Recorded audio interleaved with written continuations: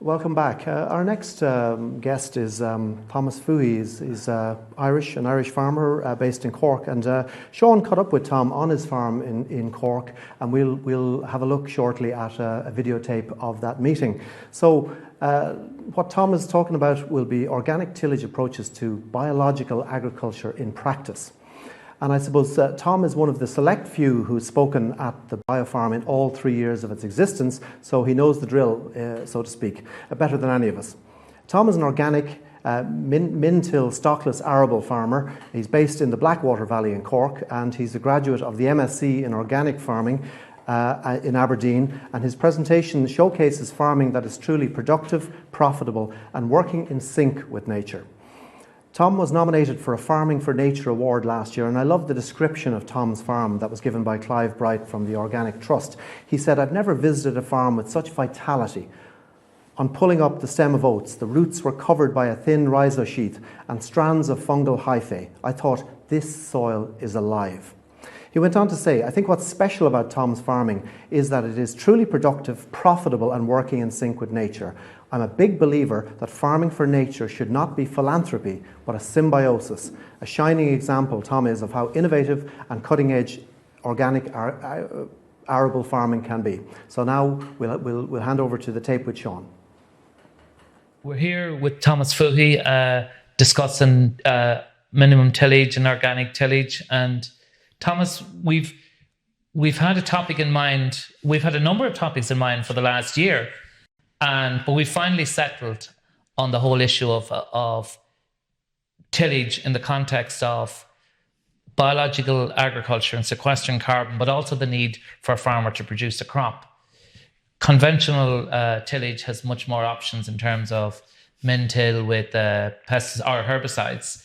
An organic system that you use is quite different in terms of your tools are much more limited. So I think this is where the discussion really starts, Tom. Probably, or it doesn't stop. Yes. Yes. At the moment, you hear every guy and they pop up to you and they go, "I'm going to try min-till," and it seems to be the buzzword at the moment because guys go on YouTube and things like that and they see what's happening in America, and yes, American organic farmers have embraced no-till situations, and with quite considerable success. But there is a reason for it. And believe it or not, it's something as simple as the climatic conditions of the States. What's happening in the States is they have a wet period, they have a dry period, they have specific periods, which means that they can conduct no-till with termination of cover crops very successfully.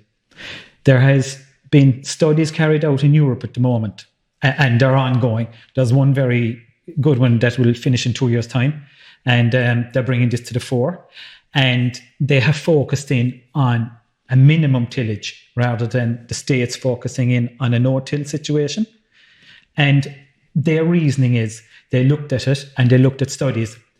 Anything above 45 degrees longitude is not suitable for no-till, all because of the climatic conditions. Okay. Now, I'll list why it's not suitable up there. Okay. Below that, in Europe, they are conducting no-till quite successfully, but the studies are trying to move on from a min-till to a no-till above that line. And the problem is the climate, and especially in Ireland, because when I looked at what I was trying to do, I said, where am I going to win losing this, or where am I going to beat my head for so many years trying to achieve something that's unachievable without coming up with any studies and pointing me in the right direction? Because we do not have defined temperatures, we tend to have very stable, not dramatic fluxes. We do have quite a lot of wet season. It tends to rain all year round in Northern Europe, and more so in Ireland because it has a maritime influence. It means that weeds really never stop growing, and especially grass weeds. okay? And they will become a huge problem. So if you look at no-till, and if you start from a plough, okay? Now, the plough was around for thousands of years. It's the most successful tool probably in tillage. Now, the plough that was used thousands of years ago, pulled by an ox, is probably minimum tillage compared to the machine you see nowadays. Yes. And it actually catches all the soil at 9-10 kilometers an hour and basically oxidizes the soil and is total turnover and makes a fantastic seed bed. But all those pluses, Sean, right? What it does then is it depletes soil organic matter. Even though you try building it up, it's depleting it more than it can be building up. So you're going into the reserves that have always been in the soils and you're bringing it back down, which creates its own problems.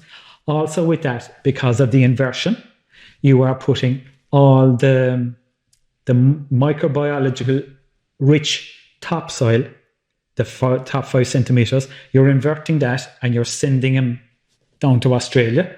In their context, basically, the subsoil you're bringing to the top is not very rich in microbiology, which means that you're depleting the ground of something that you're trying to build in the first place, which means that it's not an option for a healthy soil in organics. So if you move to the other extreme, which tends to be no-till, the holy grail of everything, right? The problems with that in Ireland more so is the climate.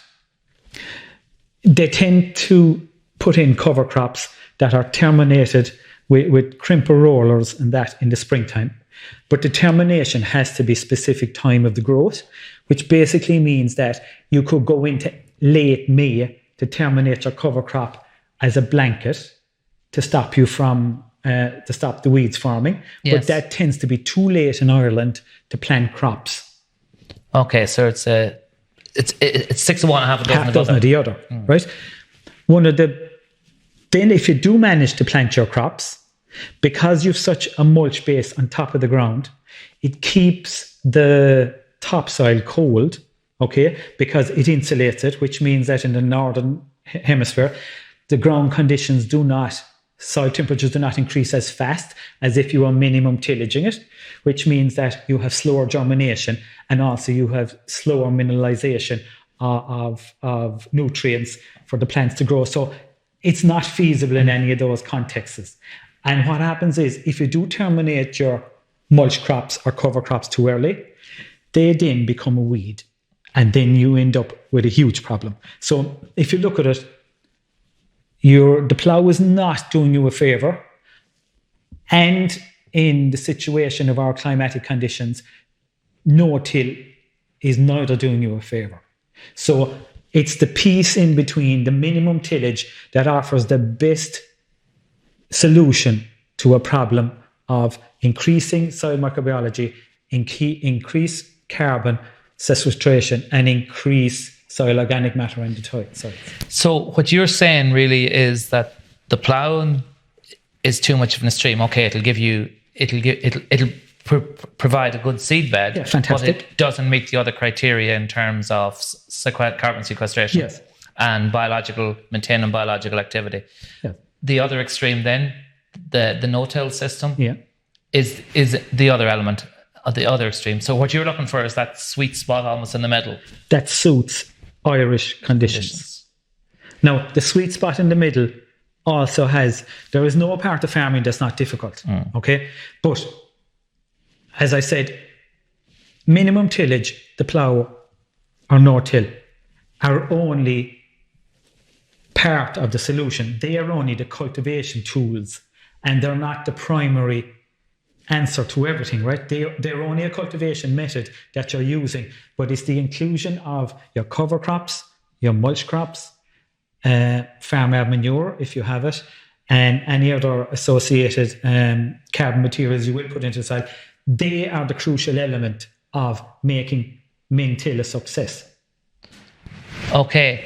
And in terms of, I suppose, and I don't want to be jumping the gun here too much, but if you have that seed bed sorted with your min-till and you have your crop applied, I'm not with you where the cover crop comes in then. Okay. The best thing to do is take you through a sequence of, call it a growing season. Yeah. Okay. You have your cover crop over your winter. Yes. All right.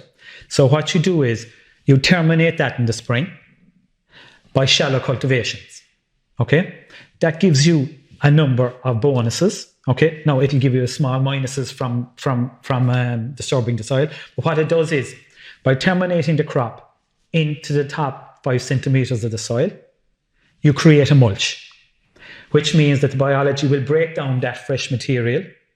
And that fresh material is the greatest source early on in the growing season for the crop, nitrogen for the crop. Okay, but also by minimum cultivation, you have increased the topsoil mulching, and you've also increased it. It allows the topsoil to warm up because it's not covered. Yes. So the topsoil has started to warm up, which means that when you do plant into that soil, right, what happens then is you have the mulch base on the top 5 centimeters, which is broken down by the biology.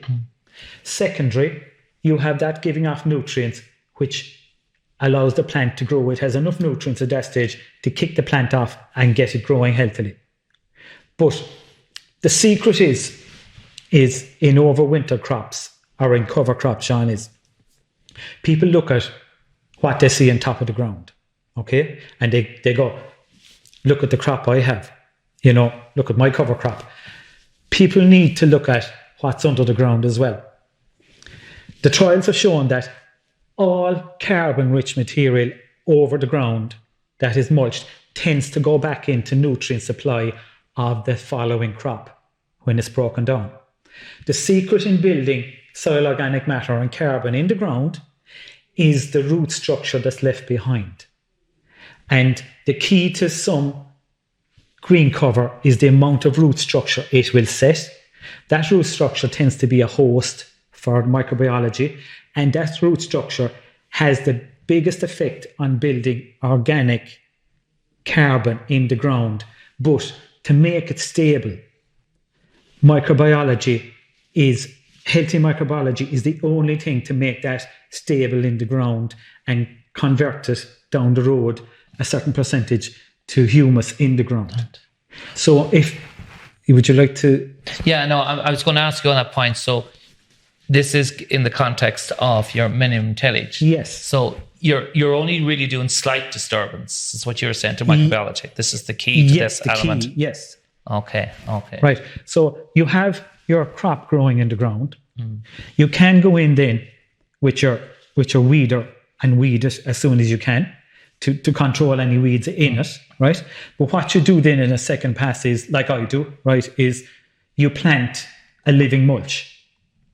Into the living crop? Into the living crop. Okay. Our farmers might know it as undersowing. Yes. But technically it's a living mulch, because what you want to do is mulch the crop, but also when you put in your cover crop over the winter again, right, that will feed that, and one is helping the other to build organic matter and build nutrients in the ground. And keeping the soil and covered. keeping the soil covered at all times. Okay? But the context of all of this, Sean, is that it's the choice of mulch on the crop that you're sowing at that time is critical, and also the choice of the cover cropping in the winter. There's very little at the moment. There's very little studies done on cover cropping in Ireland and cover crop species mixes and stuff like that, right? And what's happening is that there is cover crops which are summer-based and cover crops which are winter-based, which means that they're suitable for planting in the spring, are suitable for planting for the winter. And what's happening is that a lot of people are planting summer-based cover crops in the winter, and they're not getting any benefit from them because they're a summer cover crop. Yeah, okay. And you're very limited, though, with the winter crops. You are, right? But there's been fantastic trialling going on at the moment, right? It's only in its infancy because maybe people were trying to find ways about it, and funding has become available in Europe for some of this, right? But even legumes that are planted, any nitrogen fixing crop that's planted as an autumn cover crop will not be really beneficial from the point of view of fixing nitrogen, because once your soil temperatures drop in the autumn, they will not fix nitrogen until when it warms up in the spring, and at that stage you're terminating the cover crops.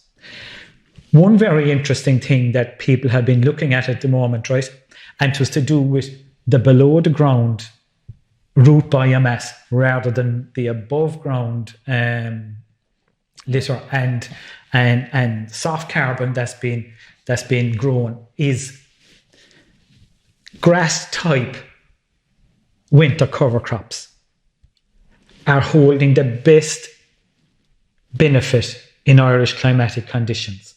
Why I mean that is, such as the likes of oats, rye, triticales, but they got a most phenomenal response from planting the likes of Westerwold's annual grasses. There's other annual grasses that are not widely known, but annual grasses, they found that when they terminated in the springtime, they were fantastic at mopping up nutrients in the soil. Okay, they broke down faster than a lot of the cereal-based or any other based. Okay, which is really essential if you're which means that you had a faster turnover to a nutrient, which means that the crop could take it up. But the interesting thing was, the root biomass was 2.5 to 4 times greater in any of those grasses than they were any other cover crop they had actually used.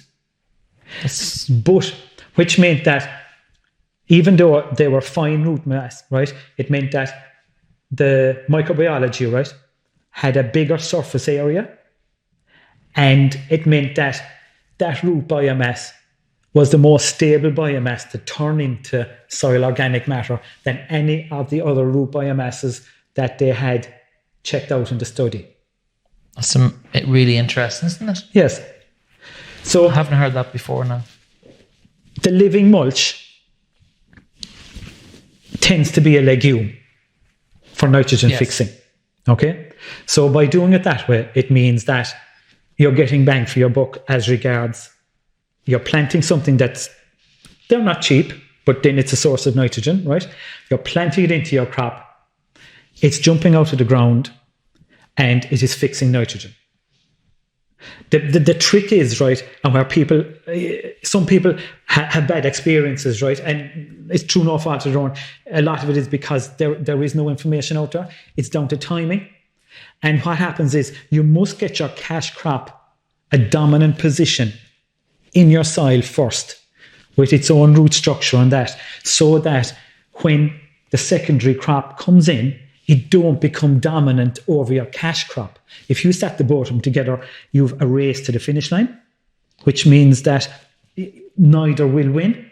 Whereas if you have your cash crop planted, and your mulch crop goes in at a later date, that will not become dominant, but it will stay producing. But what happens is when the crop starts to senesce harvest time, and you cut it, that crop then, because the light gets into it, it takes off.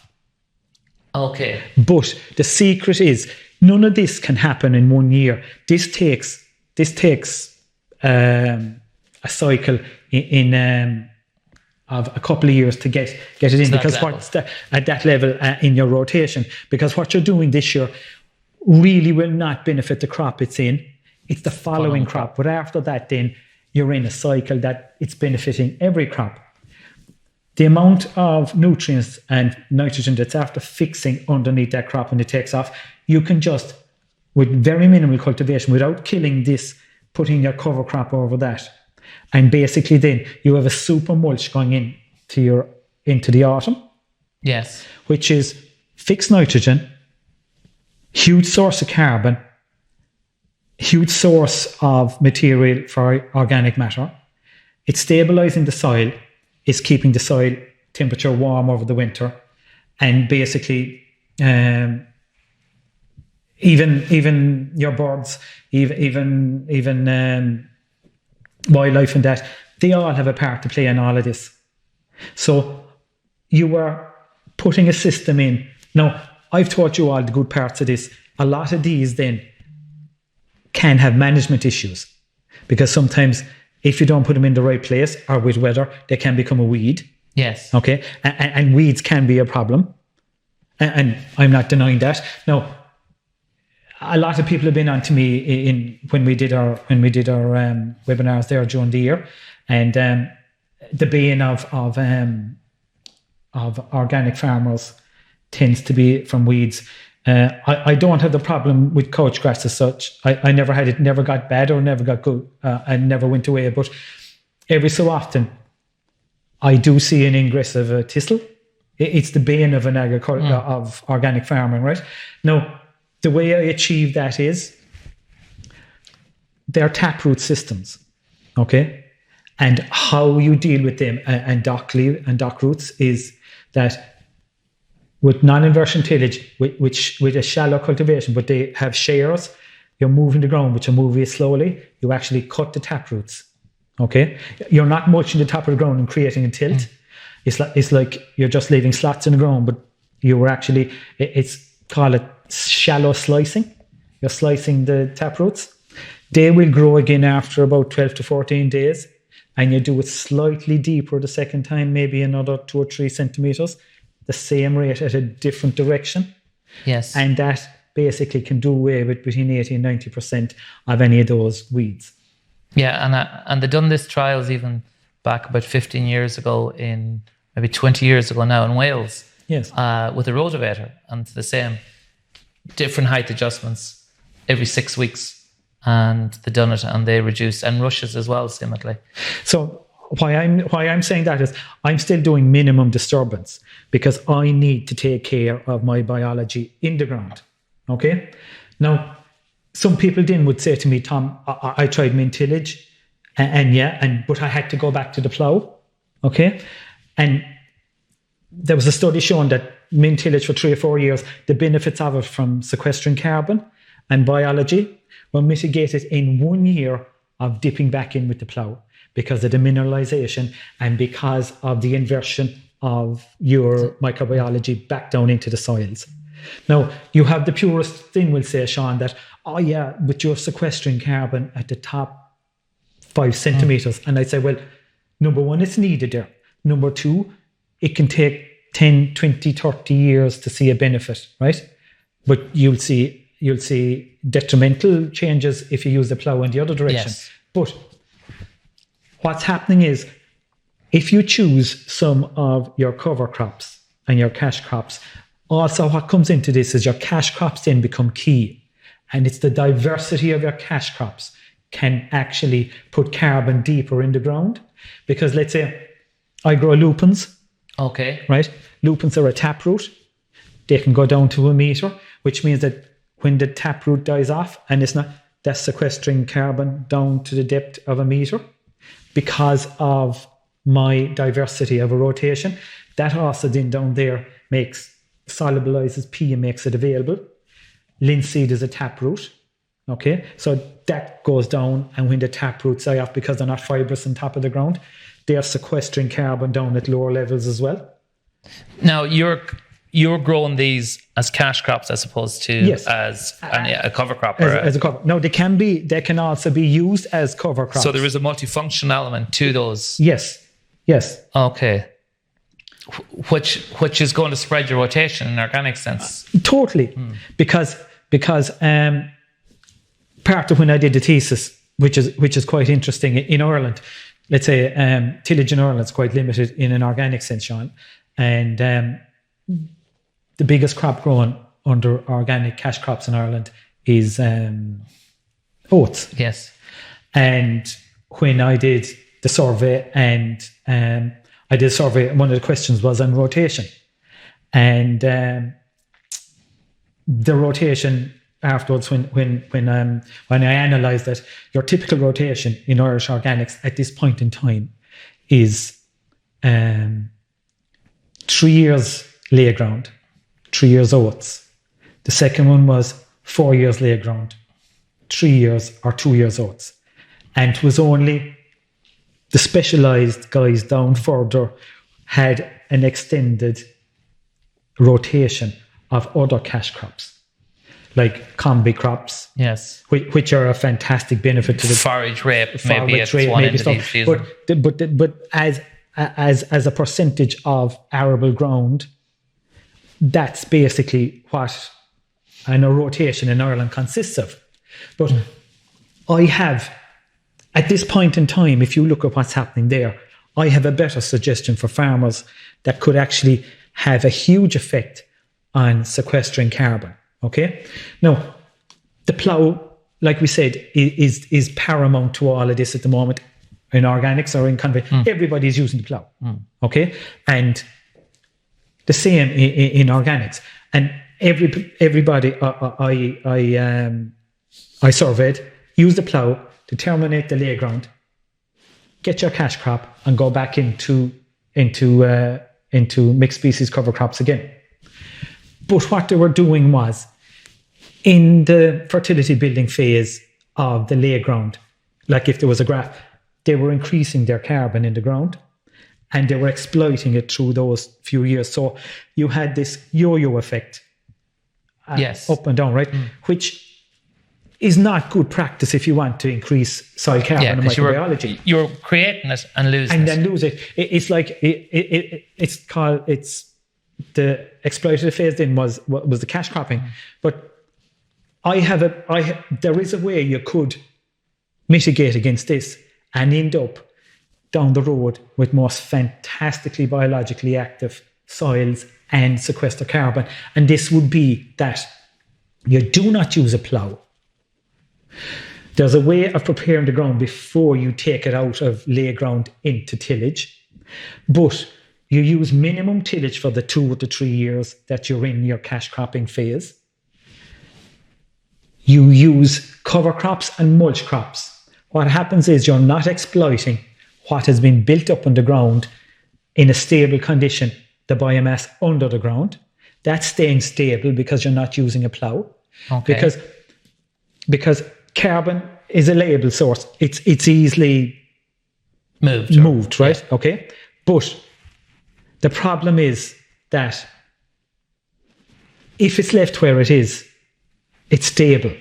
Okay. But the very minute you use a plough to invert it and you mineralize the soil, you've lost all the benefits of that phase. So if you put in a regime of cover cropping, cash cropping, intercropping, what you'll do is you will give enough nutrients to those cash crops that they're taken from the ground to give you a neutral effect, that you're not robbing the lay ground phase of building nutrients in the ground, which means that when they go back in again to your multi-species swards again, that you're reseeding back in again, right? You're layering extra. You're actually putting on extra. So every time you do that, you're building carbon exponentially. Every single time you're doing that by the actions you took when you were planting your cover crops. Okay. That's a tall order, I think. It is, but you have to, first of all, and it's almost like we've inherited the plough from a system of that. And it partly that is down to, I think in organics anyway, is down to the fact that there was that slow transition from beef farming to mixed beef and tillage. And the fertility building phase was half a cash crop with beef. But as the price of beef didn't become as, like the beef sector didn't do as well as everybody had hoped. So a lot of people want to get away from beef now and want to go full tillage. And so, but you have to come up with a new system because of that, because all of a sudden this fertility building phase is 3 years of relatively non-productive land. And what happens, Sean, is you have people, and they will be the first to say it, like you said, they will go, oh, I'm going into tillage and I will do well out of cash cropping. And yes, they will. But what they don't realise is They're going to all the nutrients that built up in the lay in your lay ground in the fertility building phase, because of all the crops going, mixed species, grass swards, are the ultimate at building carbon. They are far superior to anything else, okay? Once they're in a mixed species of it. But you get your guide in who will plough it up. He has just mineralized everything he's built up, and he's going, look at the crops I can grow. But what happens is that you keep robbing the piggy bank, and all of a sudden after 3-4 years, you go, bang. If he wants to then stay in tillage, he's going, where do I go from here? And he's already created a problem for himself. Yes, he's hit the bottom. Instead of is the glass half full, the glass half empty, it's like somebody topping up your glass inside in a pub all the time, right? You're never getting to the end of it. Yeah, and then he's caught with that. He's had 3 good years maybe, or 4 good years if he's lucky, but all of a sudden he's in this mess now where... Yes. And he's organic, so it's not like he can add artificial inputs. Yes. So this is I believe, going to be for new entrants anyway into cereals. This is a big issue coming down the track for them. They have to understand. Now, there needs to be a lot of work put into the correct species of cover crops, the correct species of mulch crop, and by using them in tandem, you get the best benefit from them. Because when people understand the growing seasons of each crop, why would you plant one crop that's better in the summer that will only just look green in the winter, will give you very little biomass, will probably look good when you're passing the road, but when you dig it up, his side structure would be not there, basically because it was never meant to grow in that season in the first place. I think you see this much easier in horticulture, where you get almost this gunge on top of the ground that was a spring crop planted in the winter as a cover crop, you know. And I've had this problem here myself when I get into organics first. I did start planting winter crops, but planting cover crops, they can become a weed as well. And people say, why? Because if you plant them and you get a September and August and it's cool, they will actually go into a dormancy. Okay. And you will be walking through your oats or your wheat or your linseed going, where the hell did the crop of Phacelia come from? Or where did... I had a small part that became a problem, was I had a problem with daikon radish. And it had a dormancy issue. And it just popped up overnight in the middle of a crop. And I ended up weed surfing it about 3 times to get on control of it. But that was because back then I didn't actually educate. I didn't know enough about the agronomics of that specific crop, and that it wasn't suitable for autumn sowing. And it's a bit like, under no circumstances would you put in the likes of a red clover early in a mulch crop, because it's such a strong dominant crop. Yeah. Right? It will just bully its way on top of everything. Now, it is the most fantastic nitrogen fixer of any of the legumes going.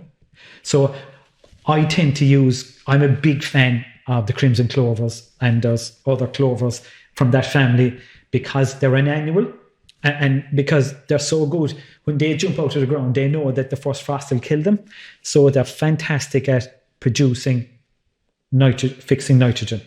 Whereas some people then have decided they put a low growing white clovers, which are brilliant, but white clovers for the first year of their growth do not tend to fix nitrogen. It's only towards the end of that year or the second year that they really start producing it. So you could have a person going, I put in white clover, it was no good. But white clover is good, but the circumstances it went in and what the farmer wanted to achieve, it was the wrong species to put in the first place. Okay, and if we can break it down into, we'd say there's quite a range for spring sows, cover crops that you can put in. Yes. You have lots in there, and everybody's probably pretty much aware of it. But in terms of winters, what would you say is almost the tried and tested if you wanted something? Well, what I think is the tried and tested at the moment is anything like a cereal grass species at the moment is the way to go, because the likes of the rye and the triticales and even the black oats and that, they're fantastic. They're scavengers. They will find the nutrients. They will find any bit of in around the place. They will scavenge it. They will give you a cover. They will give you a biomass above the ground, but they also give you a biomass below the ground. Wheat as a cover crop are useless. And no offense to the wheat, but the wheat biomass above the ground might be similar to what all the other crops are, but below the ground, the biomass can only be maybe a quarter or an eighth of, because their root system tends to be just vertical, rather all the rest of them are horizontal. Okay. Which means that they do nothing for under the ground. So what I'm getting to in this, Sean, is you need a cash crop. Yes. But to get a cash crop, you need a healthy soil. Okay? And the healthier the soil you get tends to be from the higher you can get your organic content in the soil, and the more active you get your soil biology in it. And what you're doing with your tilling process, like your minimum tillage, right, is you're coming to a place that it suits you.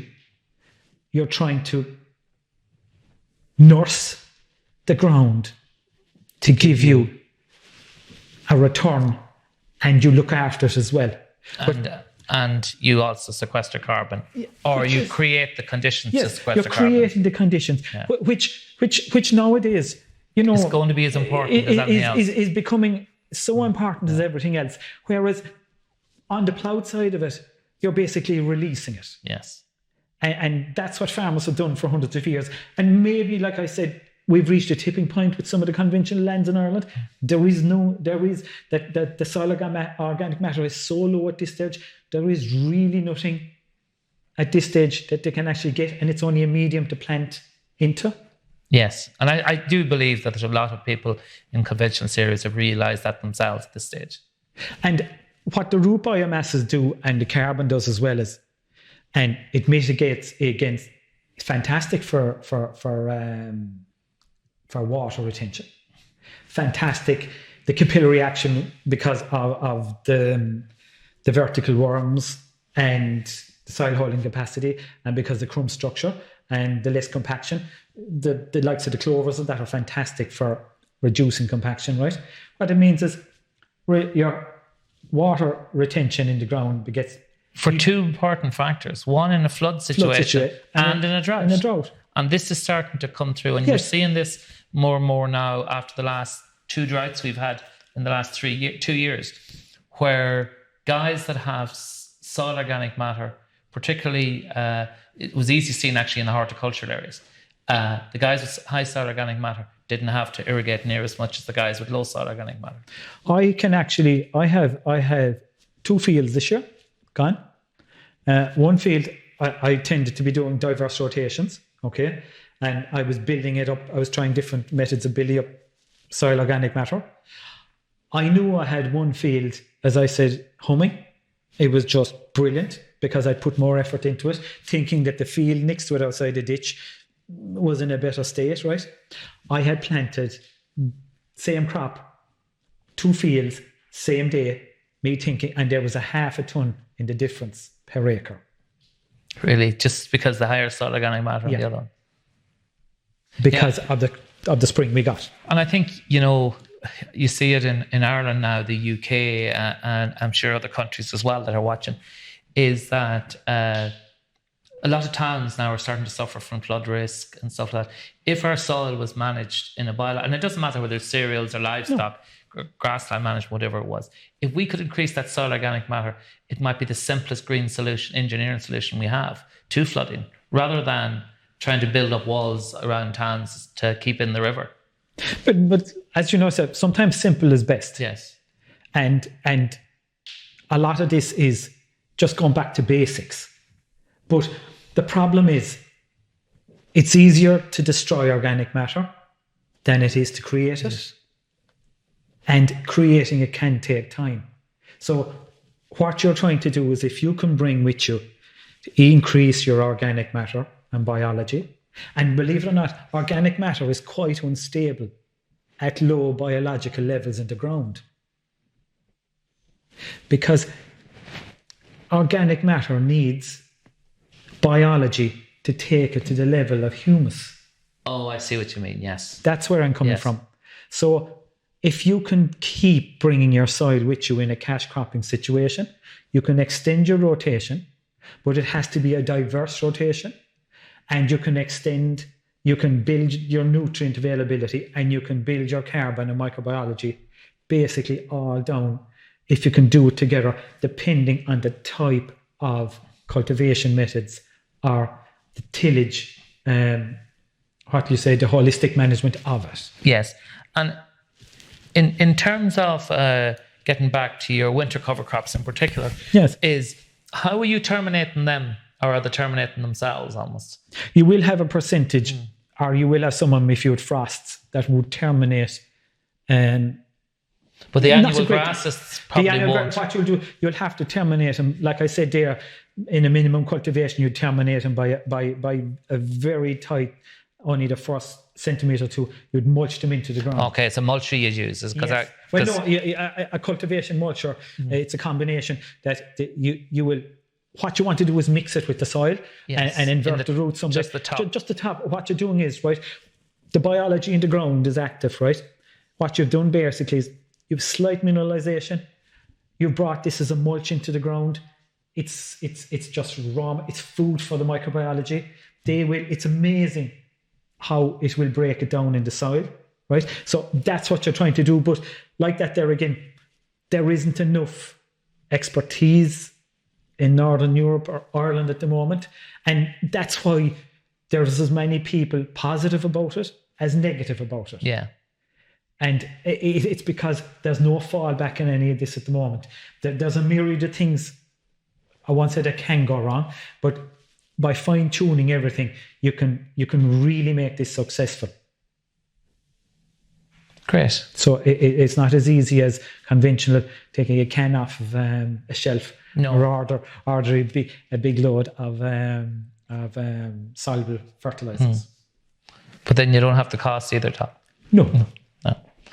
Okay, I think that's great, Tom. I think there's lots of scope there, I think, for questions. I would envisage quite a few. So I think we'll leave it at that and we'll see how it goes. Thank you. Thanks very much, Tom.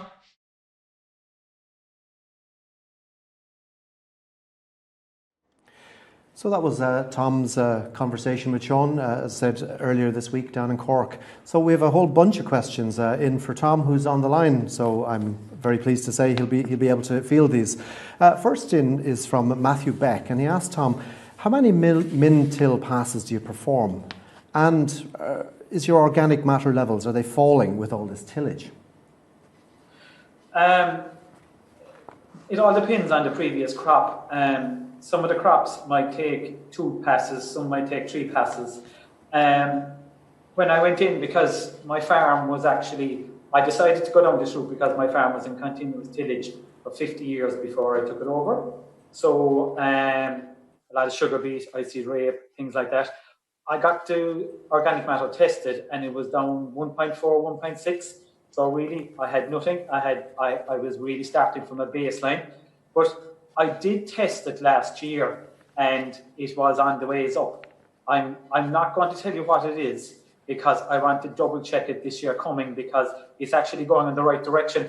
When people think that you're doing a lot of passing, just remember I'm only dealing with the top 5 centimetres of the ground, okay, or even less. I spend a lot of time setting up the tools just to mulch. What I need to do is this mulch between termination of cover crops, chitting seeds, and preparing a seed bed.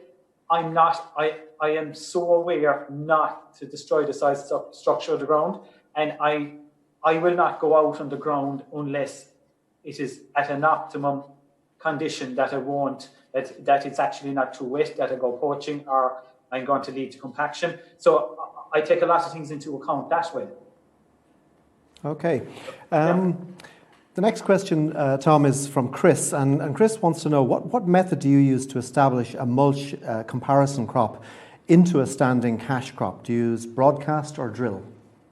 I tried different methods, and because I grow such a diverse cropping, I do a diverse mulching system as well. But what I've tended to use is I've used the Harrowcomb weeder.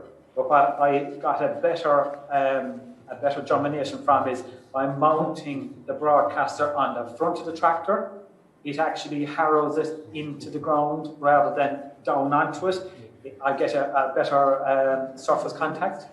And but there's some of the crops I will actually just broadcast and leave it, because they're at a critical stage that you will actually damage, especially linseed and things like that. But, I tend to use the likes of crimson clovers, black medics. I use a small bit of white clover, and I use a red clover, but it's in a specific part of the rotation going back into wheat, because I am continuous. My fertility building has been 9 years away now, so I do not do a fertility building phase anymore. I do continuous cropping. Okay. Next question, Tom, is from Matthew Beck, and he asked the question. He says, is Tom saying then that most organic tillage utilising the plough, if it were to continue, is not sustainable? So it's kind of a question and a challenge. It's not that I'm a crusader for min-till or no-till and burn the plough.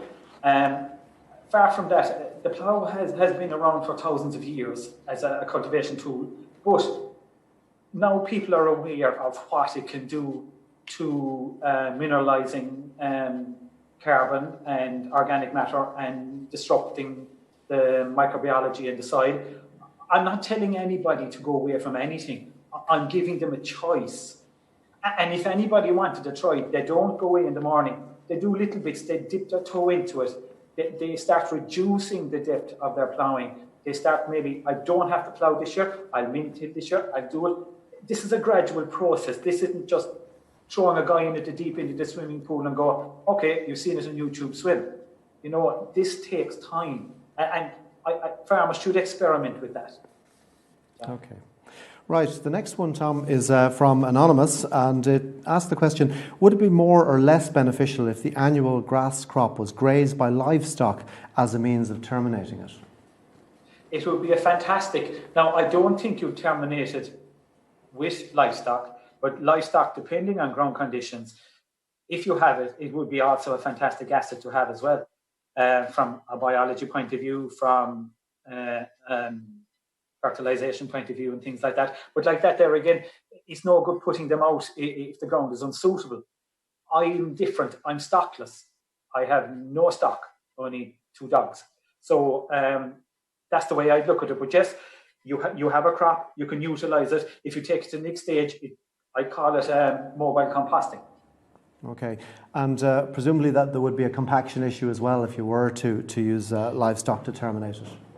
Well, there wouldn't, as long as you don't keep them in the one patch. A lot of that all of that is all down to soil conditions. If you look at it and you check the soil conditions, even though you wanted to graze it, if the soil conditions are not optimum, you'll do more damage by putting them out than the benefit you'll get from grazing the crop.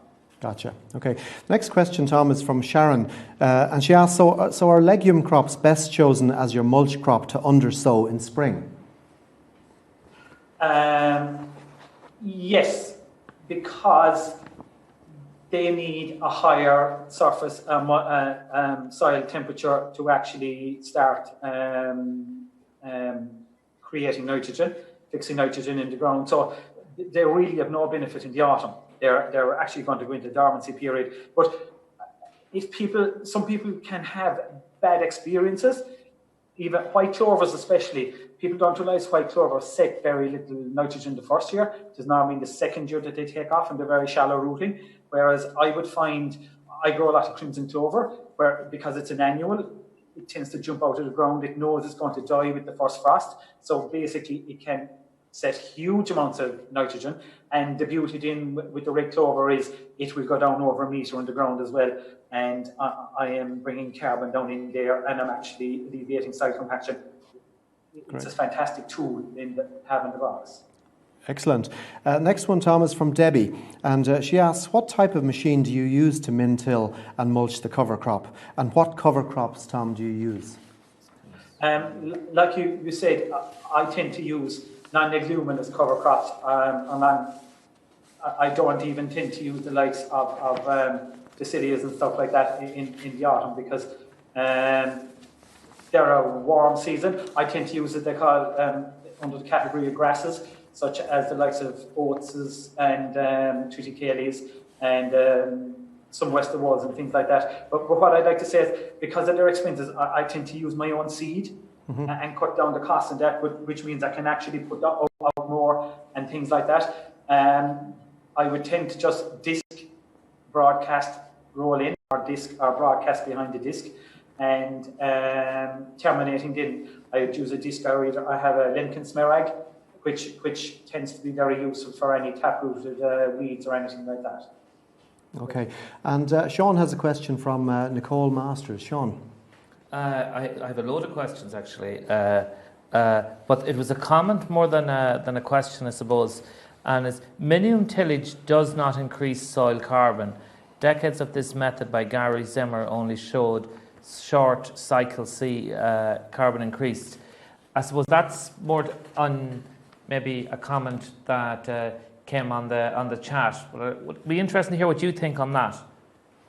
Okay, first and foremost, I'm an organic farmer.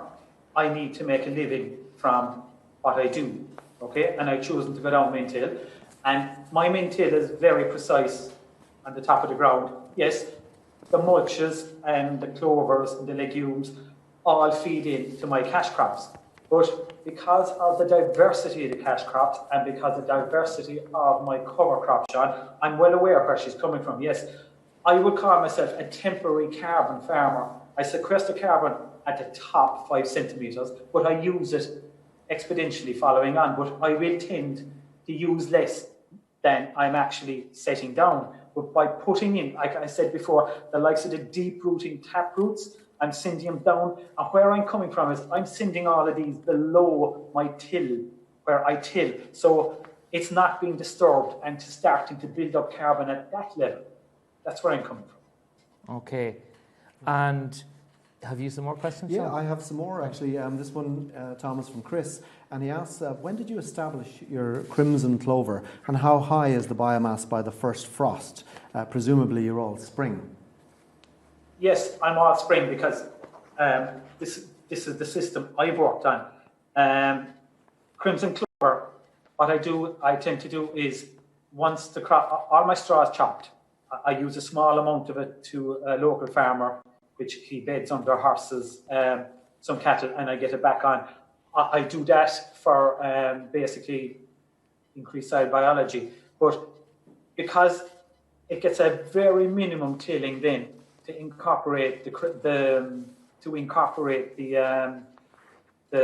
cover crop for the winter through it, okay? And you have a huge relationship. It jumps out of the ground. But what I've noticed is, right, it dies back over the winter, right? It doesn't fully die, okay? But because it will go to seed, like a lot I have, right? I have a very low incidence now of 3 and 4 different types of clovers and yellow trefoils coming through my soils on a natural basis. Okay. So, yes. Right, Tom. One from Nigel Gillis. He's asked, could you grow a permanent understory of a lower growing cover and drill your cash crop into that, say below combine? Fantastic, yes. And I'm looking at, I never said that people shouldn't go no-till, but with the min-till, you have the option of jumping some years into a no-till. And one of those could be such as, let's say, in my rotation where I have linseed, I put in a white clover, okay?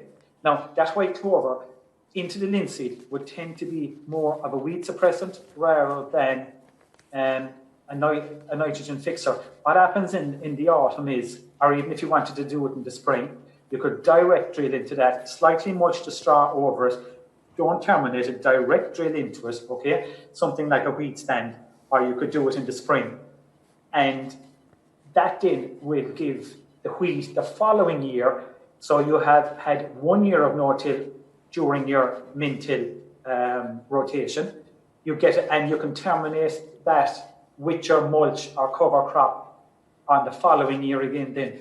Very good idea, and something people should look into. Okay, great. This one, Tom, is from Paddy Blake, and he asked, what tillage kit do you use in this regime, and how many different cultivators?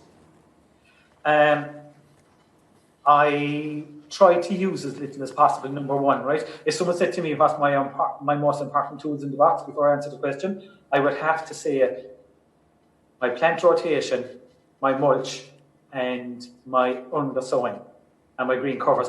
They are my tools, okay? But my cultivation tools, I actually have 3 tools, right, as such. I have a weeder, which is just a harrow comb, which I tend to use on top of the ground before I plant, just as to germinate and chip seeds.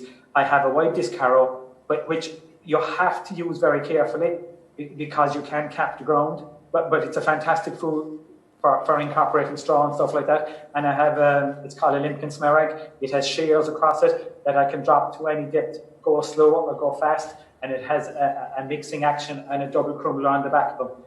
It's not, my kit is very, very minimal with very low cost.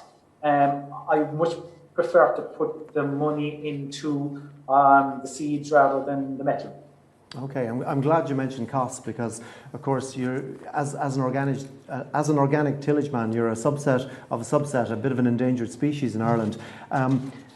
How does it stack up? I'm sure a lot of people watching and want to know, how does it stack up in terms of not so much turnover, but making money out of it, Tom? I wouldn't be at it this length of time otherwise, number one. Number two, there's a huge learning curve. I went away from conventional. My dad still goes conventional, okay? I enjoy what I'm doing, but I would say this, right, and I said it last year, that there's a fantastic opportunity under organics, under these crops, to start growing crops directly for human consumption rather than for animal feeds. And Sean would say that some parts of my farm actually don't make money because my wife will be giving out stop trialing crops. She said you make more money if you stop trialing some of the crops. And I said, I know that, but I like doing it, right? Because I've grown some diverse crops as soybeans, quinoa, chickpeas, lentils. Oh, by the way, Sean, I meant to say it, I might as well get it in now, right? My lentils, organic green Dupuy lentils in Ireland, very successful. I said I'd give myself a plug today. I have another plug I do a trial on beans because of protein import substitution, if anyone is interested.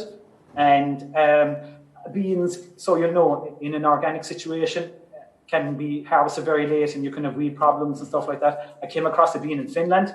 I don't speak Finnish.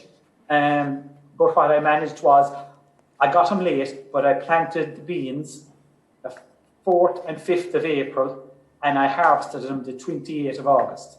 Okay? So if you want any more on that, that's for another day, okay? But I'm just putting it out there. But I'm using diverse rotations, I'm using diverse crops. Some work, some don't. But what I'm working at, let's say my bread and butter, like everyone else's, that pays a certain amount of bills, would be the likes of oats for flavins and stuff like that. You know, everyone, it's like your dairy farmer, it's like the wheat and conventional diet. You have to have a staple. My staple is that. My staple is linseed as well, stuff like that. My linseed would be the most profitable crop I'm growing at the moment. Maybe bar the lentils, okay? Anyways, I hope that answers your question. Absolutely. Clock is nearly against us, Tom, so I'm going to finish with two questions. The first is from Tim Bowden, and he says, how do you replace the minerals PK and MG, for example, that you export from the farm in your cash crops? This is where I'm coming from on this, okay? I'm using the natural minerals in the soil, and down through the years, if you add it up, right, soluble fertilizers, P 70% becomes unavailable in the ground. Okay, so basically the likes of my linseed and my lupins, especially, right, they make pea available for the crops because they excrete very mild acid and they make pea available, as well as some of the other ones. That's why I'm going into diverse rotation. So I'm actually using my own mills on the ground. It's a bit like they say, you're turning dirt into soil. Basically, that's what I'm actually doing. Why must I import it from other places? Because that's unsustainable as well. And like it's like you were taught in school, you cannot create or destroy matter.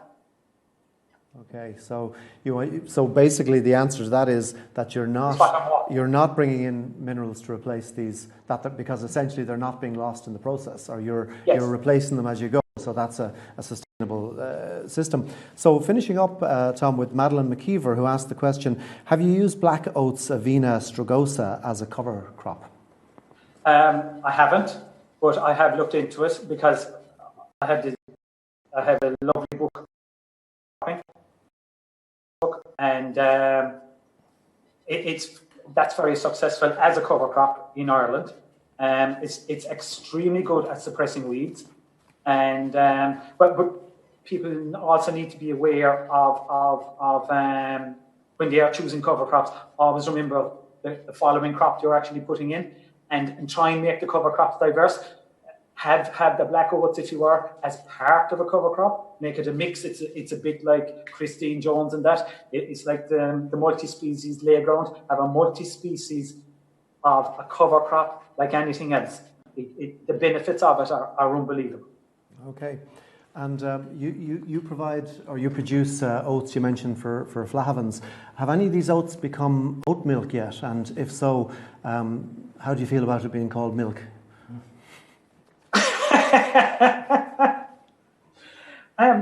Look, that's semantics. Right, indeed. Sean, can I get Sean back in? Yeah, I have one last question from Pat Lawler. And it's more of a point, I suppose, than anything else. He said, I believe successful Mintel depends on the soil type, which varies from field to field. Would you agree? Totally. Every field, Pat is correct in that. Every field has to be treated differently. Timings, depth.